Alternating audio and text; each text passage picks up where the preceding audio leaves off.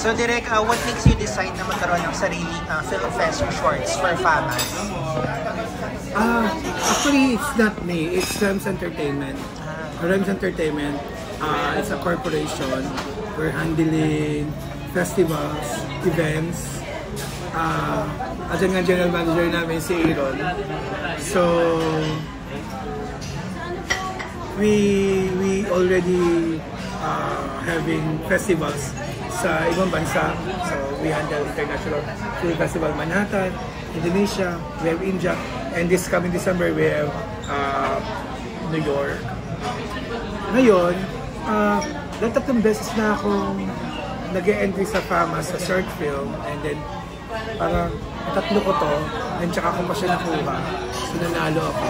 So, the board decided na, why not kung we ask Mang Francia, the president of FAMAS, if possible na karoon ng tie-up collaboration that we produce FAMAS as short film festival. Kasi yun nga, Rems Entertainment kasi, we focus kasi to support yung vision namin. That's why we already opened VS Cinema sa Quezon City.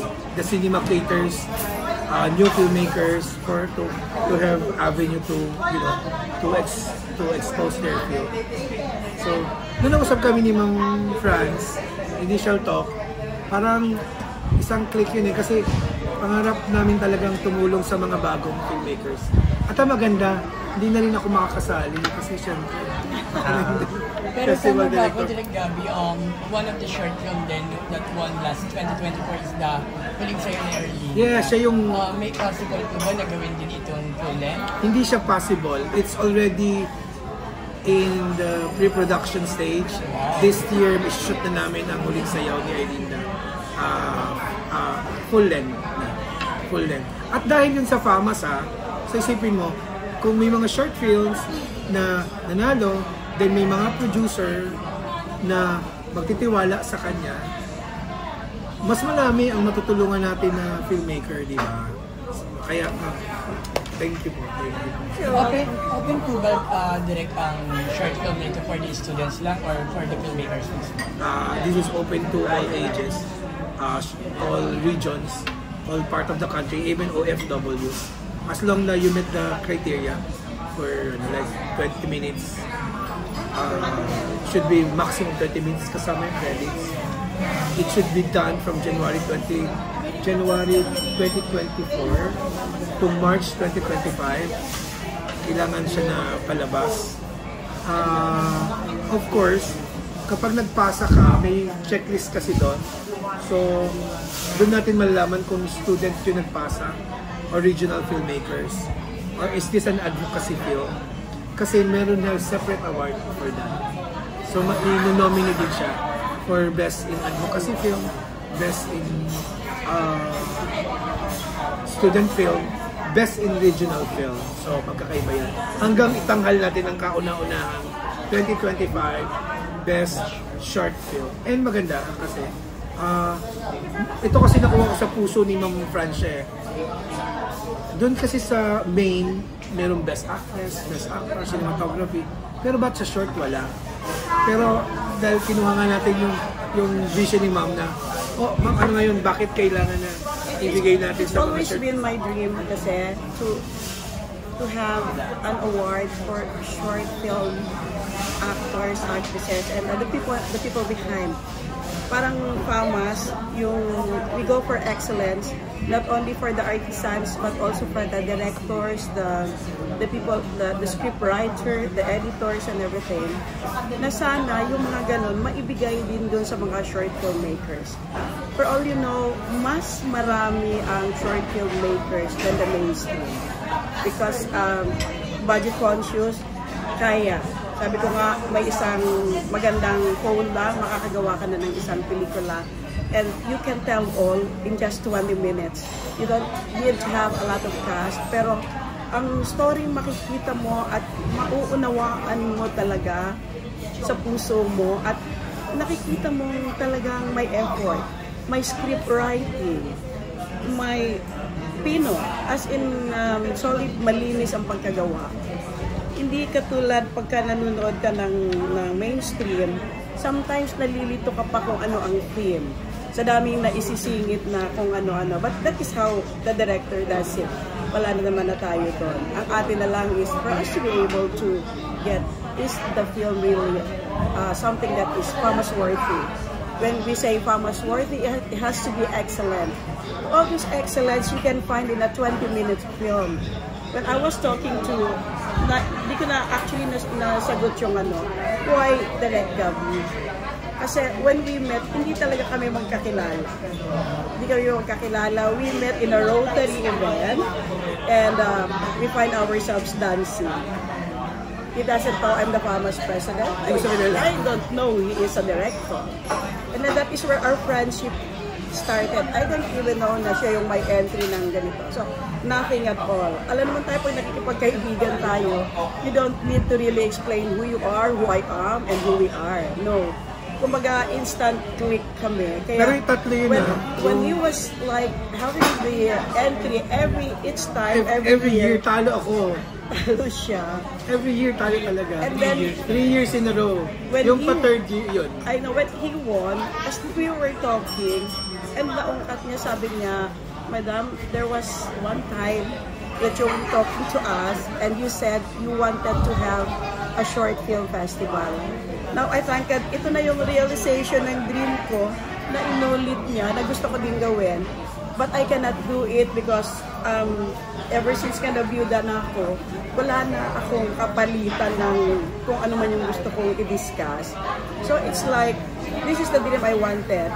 And all of a sudden, na-brought up niya, isn't it in the 70th FAMAS, nagkaroon ako ng nominees night, na-promise ko yun sa kanila. Don't worry, sabi ko, I'll do my thing. Gagawa tayo ng short film festival and awards night of your own, wherein you can also award the best actor, best director, best picture. Kung ano yung binibigay namin doon sa category award ng FAMAS, which is 73 years old now, bibigay din natin sa short film. So, with the same trophy. I'm very thankful, sabi ko, grateful and for him for making this dream of mine na marirealize na after like what, two years. So in the third year, here we are and we are doing this together. Wala kaming maraming pag-uusapan pa. All we wanted is to make this dream come true. Walang maraming consideration. Maraming kasi dito sa entries, may limit po ba kung kailan na i-film for example, way back 2026, pwede pa po ba na-release or from 2024? The eligibility requires you to kailangan meron kang public screening on January 2024 to March 2025. So kung ginawa mo naman siya ng 2023 or 2024, tapos wala ka pa ng mga public screening or wala ka pa it should be yung year na 2024. Kasi we're awarding it for 2025. What do you mean during sa public screening? Kailangan take it in? No. The difference between, just a full length siguro, pero the difference between sa short film festival, usually pinapanood lang siya sa school, napanood lamang siya sa of course, a plus factor, oo, sa school okay na yun. Basta na ipalabas to March 2025. Kaya kung ngayon kagagawa, kailangan meron kang body fence mo siya, may public viewing ka bago March 2025. Otherwise, it will be eligible for the 2026 short film festival. So, ang plano niyo talagang yearly na yun? Hopefully, yeah, it's going to be a yearly. Actually, we're praying pa nga na this year, next year, kapag in God's provision, maybe we'll be having a grant na kung may pumapasok ng mga sponsors and everything, na yung mga gustong tumulong. Kasi ngayon, though hindi ko pa nasasabi kay Madam Francia, pero initially, while we're having this, may mga tao na instead na mag-support for today, for this year, yung gusto nila na, next year, pag meron, baka pwede na tayong mag-abot ng grant sa kanila. Grant is different eh. Kasi it's, 500 500,000, 700,000 makes a difference sa isang filmmaker kung may ibigay yung grant na yun. So, we're just, making these things happen. Sa blessing ni Lord, next year, we pray na maging ganun yun. And with Kim, syempre. Direct, do you have plans ba na magkaroon ng sariling programs or activities in short film festival ng FAMAS? Sorry, what's it? Do you have, meron bang sariling program or activities? Yes. Aside from the... The dates you have to remember is March 25 is the deadline of submission. April, around first week of April, pero we're targeting April 6, di ba, Aaron? It's the announcement of nominees. May 3 to 9, that will be the festival proper. So, festival proper means we are giving venue for all of you to watch this short film before they judge. Okay? So, hindi walang gulatan na bakit siya naging best. So, magugulat ka pag hindi mo pinanood. Screening. Yes, we have a screening. So, open to public ba yung screening? It is open to public. Of course, there will be minimal amount of payment to cover the cost of the festivals. Pero it's minimal lang naman. Then, May 10 will be awards night in Musical City. Aaron is our general manager, Rem's general manager. So it's May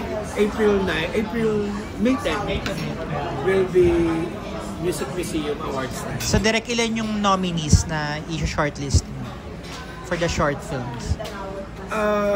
We are arranging it pa kasi nung una kasi akala namin konti lang yung papasok.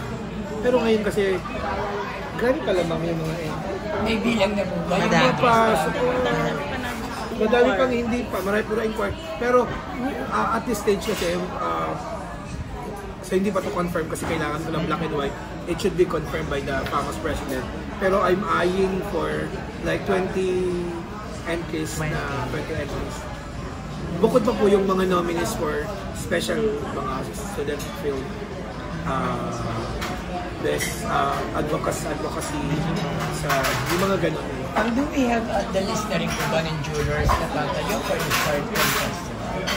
For their protection, and wala pa rin naman kaming signing, kanina tinanong sa akin yan, they will be posted before and after the